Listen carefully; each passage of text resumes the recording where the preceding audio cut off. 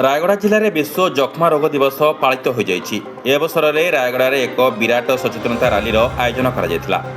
जक्ष्मा रोग निराकरण पर सामूहिक भागीदारी उपरे विशेष जोर दिया जायथिला। ए अवसर में सहयोग इंस्टीट्यूशन, जीएनएम ट्रेनिंग कॉलेज, रायगड़ार नर्सिंग छात्र छात्री मान द्वारा एक विशाल सचेतनता रैली आयोजन करा। रैली समय टीबी चिन्हट करंतु, ठीक समय चिकित्सा करंतु, टीबी मुक्त भारत गठन करने परी स्लोगान द्वारा साधारण लोकों मध्य सचेतनता सृष्टि करा जायथिला। या सहित डाक्तर मानक पई एक नियमित चिकित्सा कार्यक्रम आयोजन करा जायथिला। ए कार्यक्रम में डाक्तर पी सरोजिनी देवी, रायगड़ा डाक्तर पी के सुबुद्धि सहित अन्य नोडाल अफिसर माने उपस्थित थिले। एथिरे जक्ष्मा रोगर नवीन निदान प्रणाली, चिकित्सा प्रोटोकॉल और रोगी परिचालना उपरे विस्तृत भाव में आलोचना करा जायथिला। चलित वर्षर जनभागीदारी टीबी निराकरण में गुरुत्वपूर्ण देवा नहीं विषय वस्तु रही। समाजर समस्त श्रेणी, स्वेच्छासेवी संगठन, स्थानीय समुदाय, युवपीढ़ी और साधारण लोक मैंने एकत्रित हो काम कले टीबी रोगी को समय चिन्हट, सहयोग और पूर्ण चिकित्सा निश्चित कर। जनभागीदारी द्वारा रोगी सामाजिक कलंक कमिवा सहित से पुष्टिकर खाद्य और मानसिक समर्थन मिलूँ। जक्ष्मा रोग एक संक्रामक किंतु संपूर्ण भाव निरामय योग्य रोग। सरकार पक्षर मागणा परीक्षा और चिकित्सार सुविधा उपलब्ध रही।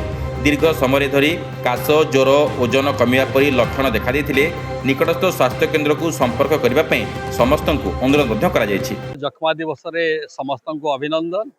आसंतु समस्ते मिशी आमे आम देशर जक्ष्मा को निपात करवा, निर्मूल करवा, यही संकल्प नहीं आमे आरंभ करवा।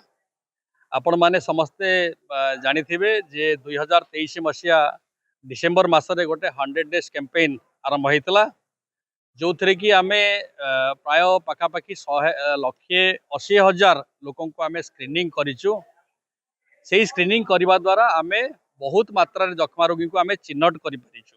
चिन्हट करके जो बढ़िया गला वर्ष जो बढ़ी संख्या यहाँ ये बढ़ी आउ वर्तमान भी सरकार आज आरंभ कर 2026 मसीहा मार्च 24 तारीख आरंभ कर जो 100 डेज कैंपेन थिला तार द्वितीय पर्याय आरंभ कर। अलगा कौन जे गला जो स्क्रीनिंग होता से सिम्पटोमैटिक बा लक्षण स्क्रीनिंग होता। वर्तमान आमे एक्सरे स्क्रीनिंग को प्राधान्य देबू।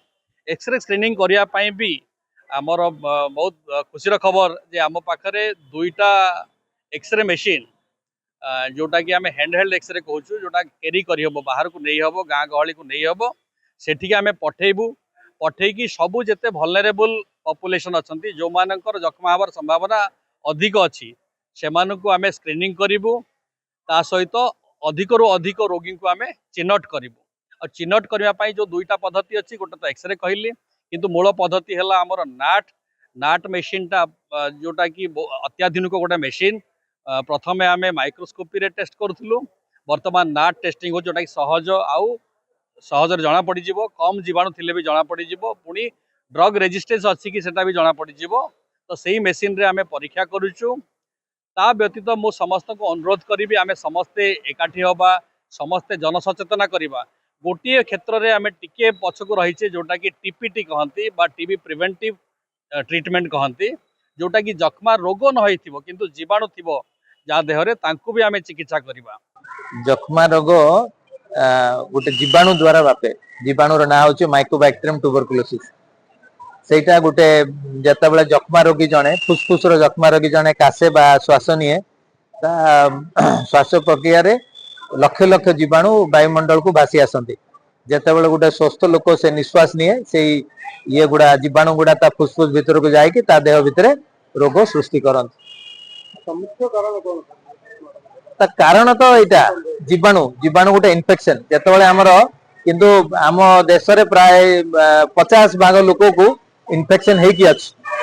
मत जेहेतु मु जक्ष्मा रोग देखुची, मोर भी इन्फेक्शन होती किंतु मत रोग होना कहीं मोर इम्यूनिटी पावर बा प्रतिरोधक शक्ति ताकू कंट्रोल करके रखी। जितेबाला आमर इम्यूनिटी पावर कमिज अति दुर्बल हो बयस जो अनाहारता जो आमे जो माने मद्यपान करती, यार डायबिटीज हो जाए, HIV हो जाए, जो माने दुर्बल हो जाती कौन सी कारण भी, जो माने कैंसर पाए ये पाए से मन को जल्दी रोगटा तांको माड़ी बसे।